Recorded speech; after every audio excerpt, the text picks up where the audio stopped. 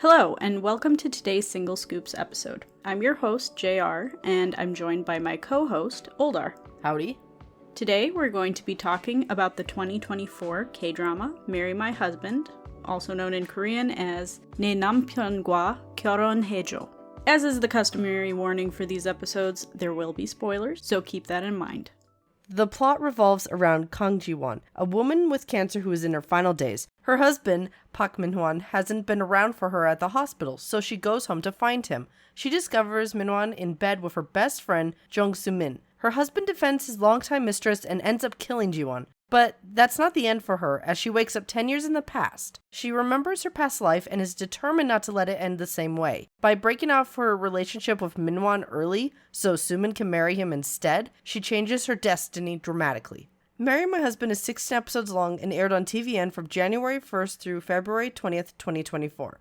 It aired simultaneously in the States on Prime Video. It was originally based on a web novel the same name by Sang So-jak and was then turned into a webtoon by Liko, a studio that creates a lot of animated entertainment. However, this episode is not going to be a breakdown of the differences between the different media and is focused on being a discussion of the show itself. The show was adapted for television by Shin Yu-dam, and it was directed by Park Won-guk and Han Jin-sun. Overall, many scandals aside, the show did incredibly well, coming at the top of 2024 K-drama lists across the board. It was announced that a Japanese remake on Prime Video will come out on June 27th of this year, and it is made in collaboration with Korean production companies. Basic info aside, let's talk about the actors in the show. Park Min-young plays Ji-won, who is the main character. A superstar among K-drama actors, you've probably seen her in or heard about her from Healer and What's Wrong with Secretary Kim, of course, among tons of other K-dramas. I'm going to mention this next part quickly since it came out in the middle of the show airing. There was some controversy regarding her ex-boyfriend. It was alleged that he sent her almost $200,000, something she had previously denied, which is part of why this became such a big deal. This was a problem because he was arrested for fraud, embezzlement, and other criminal activities. As of 2025, I haven't seen any updates regarding her boyfriend, and she hasn't been linked to him, and she also denies any wrongdoing on her part. So I think we're past that, but we'll see if anything else comes out in the future. Anyway, that was the talk of the town during the airing of this show, so I figured I'd mention it. Moving on, Na In-woo plays Yoo Ji-hyuk, who is Ji-won's love interest. Of the names on this list, he's the newest in the industry, but he has a few shows under his belt like Best Chicken and River Where the Moon Rises. Lee Kyung plays Min-hwan, Ji-won's original husband and antagonist. I believe that this is his first time playing a villain, which is notable because he's known for playing goofy and comedic roles. You might know him from Welcome to Waikiki seasons 1 and 2. That show is one of my favorites, so I always highly recommend it. He's very funny. The plot is very funny. Anyway, moving along. Finally, Song Ha-yoon plays Soo-min, Ji-won's old best friend and Min-hwan's lover. Similar to Lee Kyung, Song Ha-yoon has a sizable list of Girl Next Door-esque roles, so seeing her in this role was surprising to some. Some other shows you might have seen her in are Fight My Way and Please Don't Date Him. Another quick aside, ironically, shortly after the end of the show, allegations came out that she wasn't just a bully, but she actually physically assaulted someone. She and her company have denied this, but a show that she was set to appear in this year just recently released a teaser, and her character wasn't present in the teaser, and apparently that character is somewhat prominent in the show or in the original media that the show comes from. So the allegations have had long-standing consequences for her, and I don't know if we'll see her anytime soon.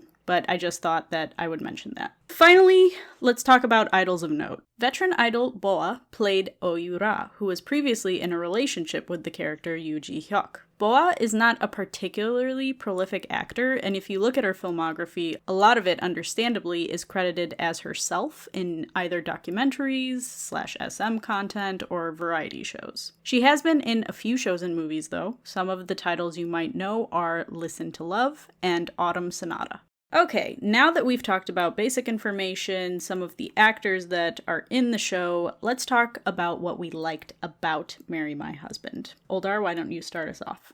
So, the first thing that I really loved was the chemistry between Minwon and Sumin. It felt like they were good as antagonists and comedic characters together. And at times, they carried the show because they were very lively, they were interesting, and at times, a lot of the other actors can be kind of flat. Like, some of it is very much their character, but some of it is also they just don't act much, I think, so they're kind of wooden. And it kind of reminded me of Ju Ji-hoon when he first got into Gong because of how he describes it as wooden. Like, when I watch the show, I'm like, this is a dude who's very uncomfortable and doesn't want to be here, and that makes sense. So his woodenness, I felt, was like to the advantage of the show, but yes, like for these characters, it didn't make sense. They're not a 19-year-old who's been pushed into marriage and wants to get out of the situation. Yeah, I think they played off each other pretty well. I think the actors had really good chemistry, and that was the biggest part of why that worked out so well.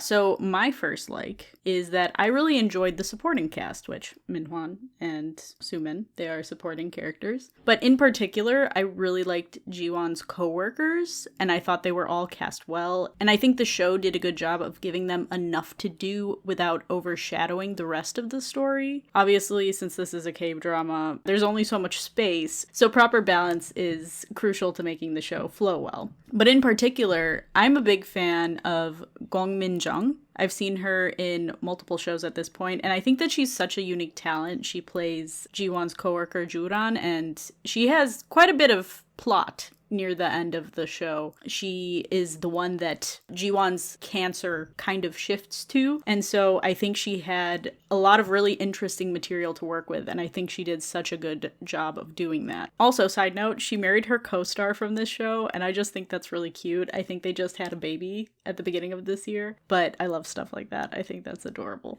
Yeah, but what character did her co-star play? So, funnily enough, it's her ex-husband.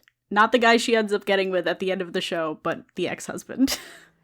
Yeah, the two characters are exes, and then they end up getting married in real life. Right. When we heard that news, we couldn't stop laughing. We were like, you know what? Good for them.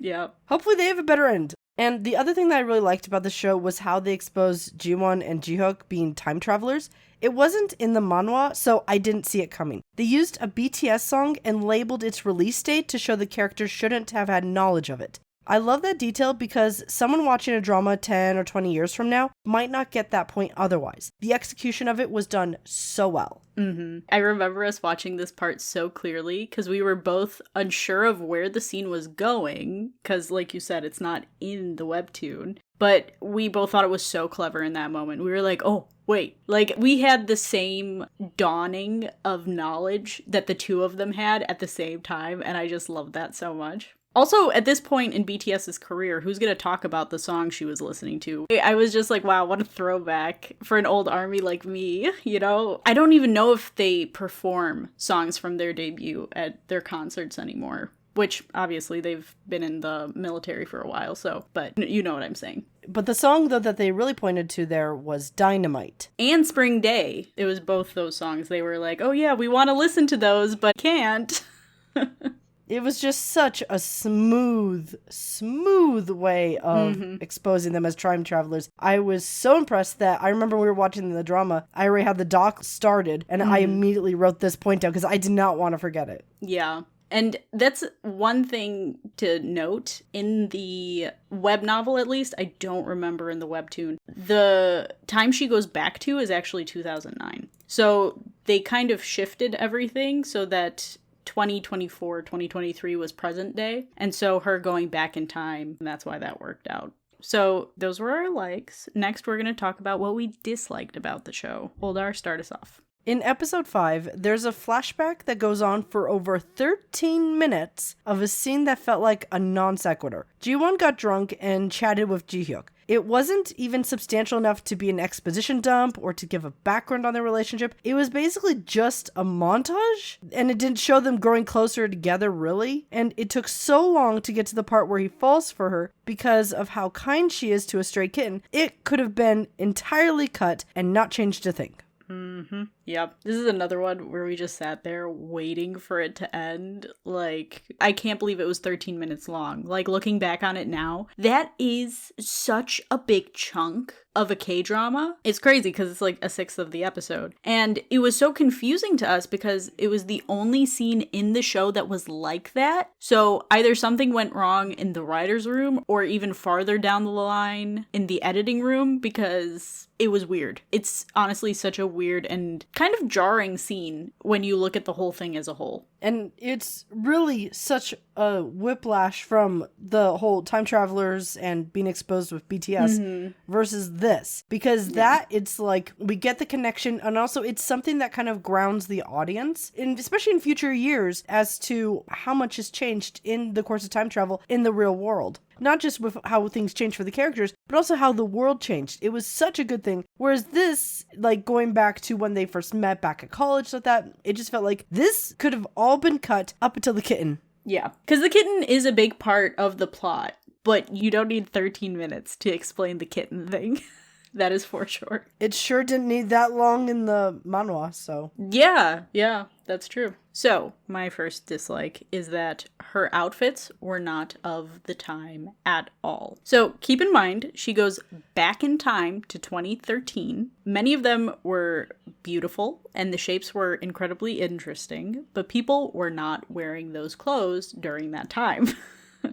If you want a more accurate portrayal of fashion from that era, you should watch a show like Pinocchio for workplace clothing or Bride of the Century for more upscale fashion. And this is kind of a little bit separate from that, but there was a lot of discussion about the appropriateness of her outfits for an office setting too, but that's not my problem. I'm not watching for realism, you know, like if she wants to wear an off-the-shoulder shirt, I don't care. But that shirt was not something someone would have worn during that time. It's anachronistic. That's my problem, you know? Anyway, there was a bit of drama with like stylists. Park Min-young said that she had a different stylist at the beginning of the show, but there were miscommunications. So from like episode 9 on, she used her personal stylist for Ji-won's wardrobe. So that could also be why there's some weird inconsistencies. I don't know. And a lot of the choices had the vibe of fashion, or how the actors might choose to dress, and it didn't make sense for the characters or the setting.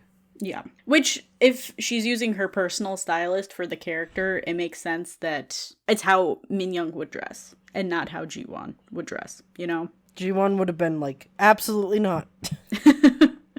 Yeah. Anyway, OldR, what's your next dislike? I'm a sucker for transformations with changes to hair and clothing styles, but I don't feel like this show really tried. Ji-hyuk just took off his glasses, and people acted like he was suddenly a stud. Ji-won's transformation from her past self to her glamorous self wasn't really much of a thing either, which I already knew was going to be a problem when they announced Park Min-young as her actress. I felt like they made up for the styles of the characters by choosing, at times, absurd pieces that made no sense for the narrative. Yeah, and the transformation aspect is kind of a big deal. It's kind of like Ji-won shedding her past self and reemerging as a new confident version of herself. And it didn't quite hit as hard as it could have, for sure.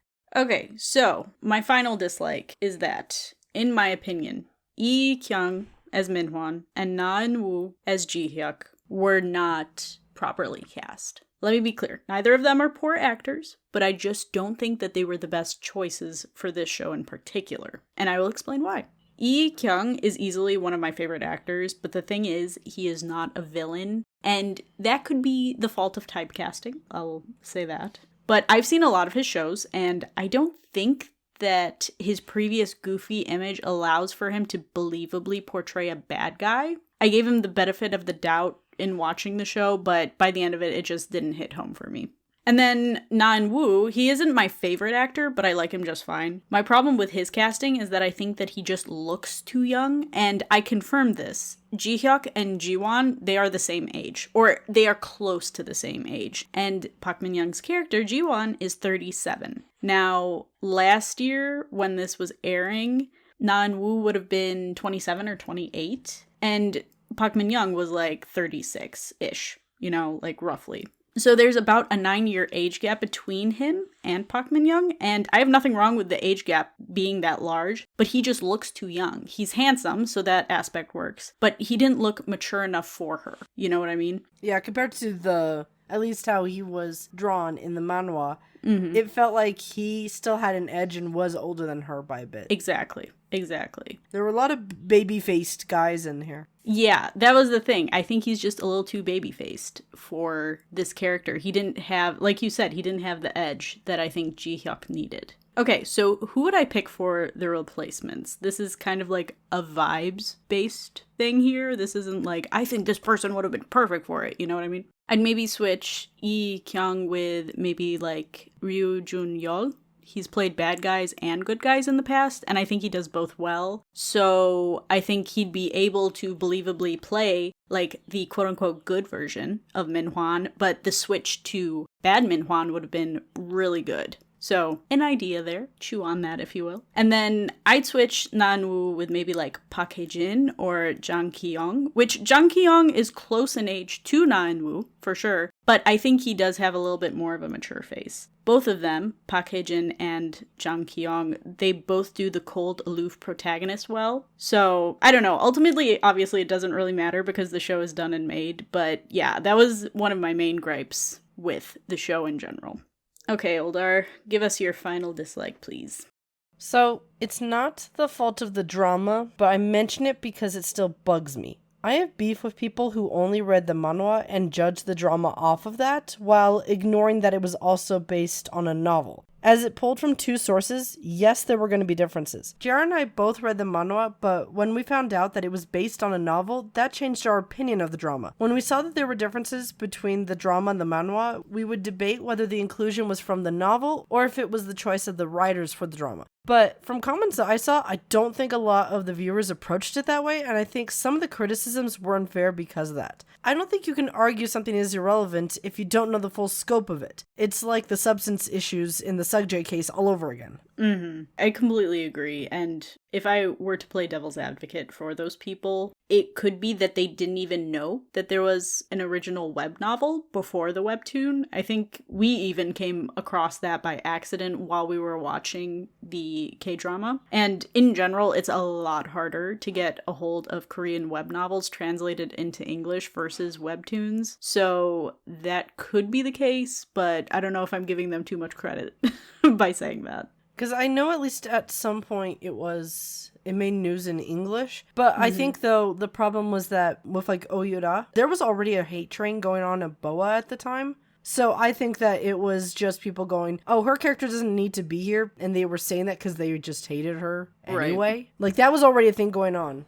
Yeah. While I was doing research, I saw that Park Min-young actually spoke out and was like, hey, don't say this about BoA. Like, that's crazy. She stuck up for her and defended her acting, which I thought was really, really kind of her. I honestly don't think BoA did that poorly. I feel like it really was just people jumping on the BoA hate train at that time. Yeah. And also, again, we don't know, like, apparently her character, OldR, was a big deal in the web novel. So people going, she had nothing of importance in this. It's like, well, what did the web novel have of her and how did she influence things versus how was that taken and adapted into the drama? We don't know that. Yeah, I agree. Speaking of the web novel, I read the first 5 chapters of it. And even though it's been a while since I read the webtoon, they seem to match up pretty perfectly. Of course, there was a bit of censorship in the webtoon so that it could be for a wider audience, but I don't think anything was especially lost in that. It was just like, oh, the person was unclothed there, we'll put a nightgown on her here, you know? It was that type of thing. Now, if it diverges from the story later on, I'm not sure, but the first few chapters was pretty close. That being said, there are 181 web novel chapters and only 58 chapters of the webtoon. These numbers don't include spin-off chapters, so given those numbers, they condense the web novel down quite a bit to make the webtoon. So there definitely is some changes here and there, I'm sure, to make it a little more streamlined. What those are, though, unfortunately, I don't know. And that is because the app that the web novel is/was available on is called Yonder. This was launched in 2022, but at the beginning of this year, 2025, it was announced by their parent company, Webtoon Entertainment, they own the Webtoon app and Wattpad, that the Yonder app would end service on July 31st of the same year, so you can't actually purchase coins. You can use coins if you still have them, but I never bought it, so that's kind of a bummer. But the reasoning for this is that they wanted to focus on Wattpad, so from what I understand, some of their Korean web novels are going to be moved to the Wattpad app, but I did see some online forums talking about other ones moving to apps like Tapas and Radish, which are web novel apps, essentially. So if you wanted to read Marry My Husband, it might be a little difficult to find exactly where it is right now, because there hasn't been too much communication on where it's going. Now we're going to jump over to OSTs. OldR, why don't you talk about the OSTs from the show? The OST for this drama is an absolute beast. According to Melon, there are 2 CDs, with the first having 25 tracks and the second having 26 tracks. It's one of those OSTs where even the smallest song for background noise is included, similar to the Rooftop Room Cats OST. Which we never talked about. It's that. That said, there are a few songs that stand out. On the soundtrack, there are chill songs from artists Card the Garden, Uki, and Kim So-yeon. There are melancholy songs such as Kelly McRae's The Journey, but also bright songs like Lynn's Play and Vincent Blue's From Today. If you're looking for main or recurring songs that are chill, you'll probably like these songs. To wrap up, the fact that this drama was based on 2 different sources is interesting. We were drawn into it because of the revenge and time travel fix-it storyline, and if that interests you, we recommend giving the drama, the manhwa, and possibly the web novel a chance. But that's it for today. Thank you for listening. If you enjoyed the episode, then please make sure to rate, subscribe, follow, and tell your friends about us. If you want to interact with us or just see more of our content, then you can follow the links in the description to our website and social media platforms. More single scoops are coming your way soon. Thanks everyone. Bye! 안녕!